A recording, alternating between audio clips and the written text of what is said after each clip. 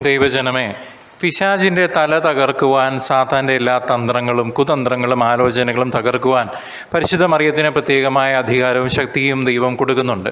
ദൈവം ആദത്തെയും ഹവ്വായെയും പാപമില്ലാത്തവരായിട്ടാണ് സൃഷ്ടിച്ചത്. ഉൽപ്പത്തി 1:26 നാം അത് വായിക്കുന്നു.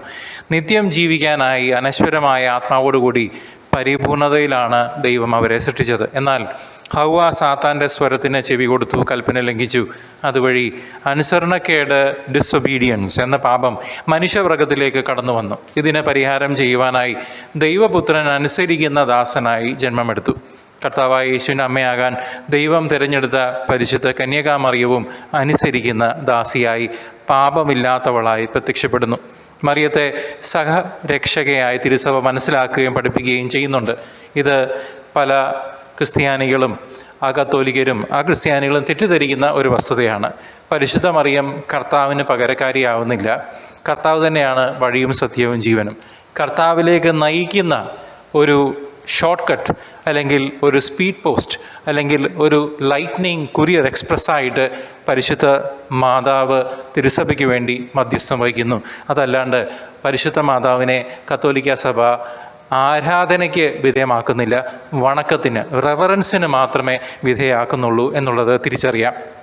മറിയം മനുഷ്യസ്ത്രീ തന്നെ.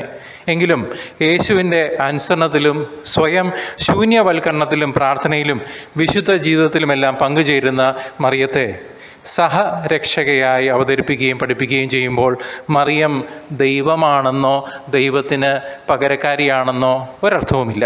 മറിയത്തിന് മനുഷ്യവർഗത്തിൻ്റെ രക്ഷാകര ചരിത്രത്തിൽ പ്രമുഖമായി ഒരു പങ്ക് വഹിക്കാനുണ്ട് എന്നതാണ് അതിൻ്റെ അർത്ഥം. മനുഷ്യവർഗം പാപത്തിൻ്റെ കുത്തൊഴുക്കിൽപ്പെട്ട് തകർന്ന് തരിപ്പണമാകുന്ന ഓരോ കാലഘട്ടത്തിലും അനുദപിക്കാനുള്ള സന്ദേശവുമായി യേശുവിന് ശേഷം പല നൂറ്റാണ്ടുകളിൽ ഇപ്പോഴും പരിശുദ്ധ അമ്മയുടെ പ്രത്യക്ഷീകരണം, ആപ്പറീഷൻസ് ഉണ്ടാകുന്നതായി സഭാചരിത്രത്തിൽ കാണുന്നുണ്ട്. പല കാലങ്ങളായി മാതാവ് പ്രത്യക്ഷപ്പെട്ട സ്ഥലങ്ങൾ ഇന്ന് തീർത്ഥാടന കേന്ദ്രങ്ങളായി മാറിക്കഴിഞ്ഞു.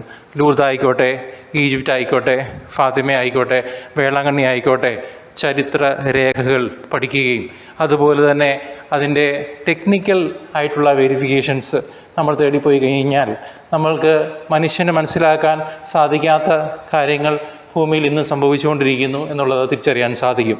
പരിശുദ്ധ ദൈവമാതാവ് എന്തുകൊണ്ടാണ് പ്രത്യക്ഷപ്പെടുന്നത്?